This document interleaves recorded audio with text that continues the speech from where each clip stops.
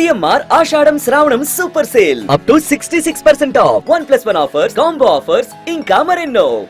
బీహార్లో ఓ టీచర్ను విద్యార్థి తల్లిదండ్రులు చావబాదిన ఘటన కలకలం రేపుతోంది. తమ కుమారుడిపై చేయి చేసుకున్నందుకు టీచర్పై విచక్షణారహితంగా దాడి చేశారు. గయా జిల్లాలోని ఓ స్కూల్లోని క్లాసులో 5వ తరగతి విద్యార్థులు ఇద్దరు గొడవ పడుతున్న విషయాన్ని రాకేష్ రంజన్ శ్రీవాత్సవ అనే టీచర్కు ఓ విద్యార్థి ఫిర్యాదు చేశాడు. దీంతో హుటాహుటిన క్లాసులోకి వచ్చిన రాకేష్ విద్యార్థుల చెంపలు చెళ్లుమనిపించాడు. దీంతో గొడవ ముగిసిపోయినప్పటికీ ఓ విద్యార్థి ఇంటికి వెళ్లి టీచర్ తనను కొట్టిన విషయాన్ని తల్లిదండ్రులకు చెప్పాడు. ఆగ్రహంతో ఊగిపోయిన బాలుడి తల్లిదండ్రులు స్కూల్కొచ్చి నానా యాగి చేశారు. క్లాసులు జరుగుతూ ఉండగానే రణరంగం సృష్టించారు.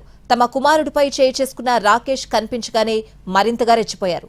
అతడి చెంప పగలగొట్టి చితకబాదారు. వెంటపడి కర్రతో దాడి చేశారు. రాకేష్ పై దాడి చేయొద్దని ఓ మహిళా టీచర్ వేడుకున్నా వినకుండా దాడికి దిగారు. ఈ దృశ్యాలు చూసి స్కూల్లోని వారందరూ హడలిపోయి పరుగులు తీశారు. పేరెంట్స్ దాడిలో రాకేష్ తో పాటు మరో టీచర్ ధర్మేంద్ర కుమార్ కు గాయాలయ్యాయి.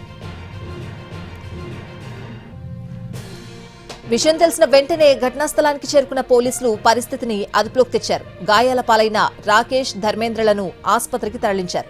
బాధిత టీచర్ ఫిర్యాదు మేరకు కేసు నమోదు చేసుకుని దర్యాప్తు ప్రారంభించారు.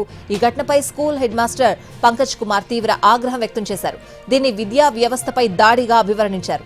పిల్లలకు విద్యాబుద్ధులు నేర్పించడంతో పాటు టీచర్ల భద్రత కూడా తమకు ముఖ్యమేనని అన్నారు. ఈ దారుణానికి పాల్పడిన వారిపై కఠిన చర్యలు తప్పవని వార్నింగ్ ఇచ్చారు.